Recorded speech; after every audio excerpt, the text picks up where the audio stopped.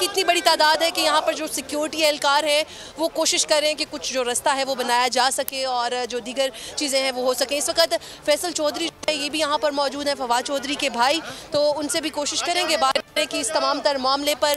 लेकिन इस वक्त आपको बताएं कि फैसला महफूज किया गया है, जो कि 20 मिनट बाद सुनाने का कहा गया है अदालत की तरफ से, जो कि थोड़ी देर बाद सुनाया जाएगा। और इस फैसले को सुनने की गर्ज से पाकिस्तान तहरीक इंसाफ की आला कायदीन के साथ साथ कारकुनान की भी बड़ी तादाद मौजूद है। ठीक है, काफी बड़ी तादाद यहाँ पर मौजूद है। नीलम, साथ ही मौजूद रहिए। फवाद चौधरी के जिस्मानी रिमांड के लिए पुलिस की दरखास्त पर फैसला महफूज हो गया है और कुछ ही देर के बाद ये फैसला सुनाया जाएगा। फवाद चौधरी को भी आज अदालत में पेश किया गया। इस मौके पर उन्होंने गुफ्तगू की, क्या कहना था उनका, ये आपको दिखाते हैं।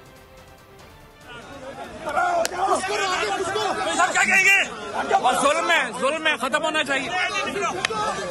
सारे क्या कहेंगे? और जुल्म में खत्म होना चाहिए। सारे क्या कहेंगे? और